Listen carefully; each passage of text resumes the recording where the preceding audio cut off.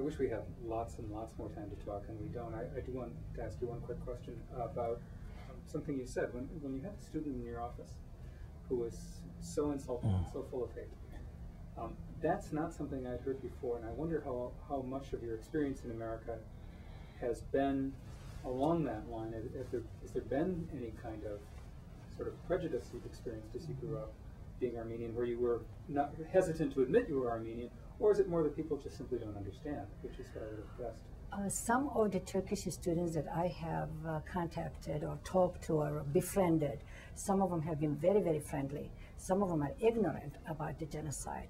It's either because it's not taught in their schools, and I'm sure their families, even if they knew about it, they didn't talk to them about it. So those are the ones who are very sympathetic to us. They've been very good to us, but there are always the bad eggs among them also, who are very mean and very, when they know you're Armenian, one of them said to me, "Oh, I'm sorry what happened to your ancestors." So it just kind of rang a bell to me, well, where did this guy know about this story?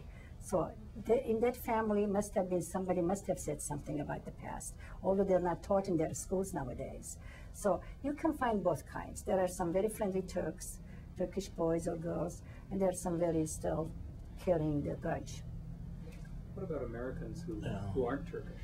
People like me, or people you might have seen in high school and college who aren't Turkish, and do they know the history? Are they understanding of what it means to be Armenian, or are they simply... It's sad to know that they don't even know what Armenia is. They don't know the history. They don't know the genocide. This is what I think it should have been taught much before. It should have been let people know about this much, much long before now. It's taken 90 years, but now it's coming up in the open. So otherwise, some of the Americans who hear about the story, they are sympathetic to us about it. They're very friendly, they feel sympathy. But I'm sad that they don't know about it. So majority of them, they do not know about the genocide. But the American public were very, very receptive, very, very hospitable. I mean, I never found any American here in the Twin Cities who were not friendly towards us, towards me at least. I know you did the same thing. Same. You know, oh my beautiful years are my college years. You know, they were absolutely magnificent. I enjoyed every minute of it at St. Thomas, and it was wonderful. It was wonderful. I never experienced any bias or hostility or anything. Not at all. Not at all. As a matter of fact, they were very curious. Like my sister said, the knowledge of, first of all, Iraq, and on top of it, I'm not an Arab, I'm not a Muslim. No, I'm Armenian. Oh, who are Armenians? They were very interested to find out. And I was, of course, happy to tell them.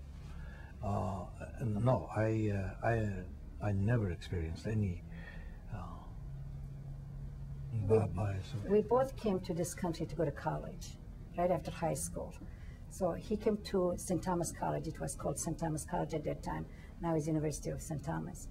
And then he told my parents about St. Catherine's, and that's how I ended up at St. Catherine's College. So we both graduated. So as he said, we were very, very well accepted among my colleagues, my classmates in school and everywhere. You know, it's funny. My mother made it, I think, 5th grade. That's all.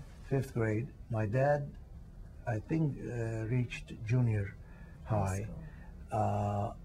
But boy, were they fanatics about education. They made sure that every child in our family got educated. So as soon as the opportunity came my way of coming to the United States for education, although I was the only son and everything, but they let me go. I remember my father telling my mother, he says, "Hey woman," he says, "he's got his wings, let him fly. You cannot stop him." So my mother was very protective, and so they let us, and then of course my sister followed. So they were adamant that we get educated. Because they didn't get to go to college because of the massacre started. Yeah. They were pulled out of school and started marching. So they saw to it that we got it. But they were self-educated people. My mother, I remember reading volumes and volumes of books in Armenian. So they both were self-educated people. Not only that, it's the funny thing, I still remember, up to 3rd grade in Baghdad, we had French, foreign language, French and English. Then they stopped French. They dropped French. You had to take English only as foreign language. At any rate, my mother used to teach us French because she had French. Only up to fifth grade. Fifth grade. She was teaching us at home the French language when we had. I mean, when we were kids, say, Masi, Shake, get up and say a little poem in French. Oh yes, you know, we get up there and blah blah blah blah. We didn't know what we were saying, but we had the little poem in Arabic, in English, in Armenian. You see, it's natural. You know, 4 languages and were taught. Then French was dropped, unfortunately. And then it was only English. Thank you so much for sharing this. Thank you. Thank you. And for Thank waiting you. for the afternoon. Thank you. We appreciate you being with us. Pleasure is ours.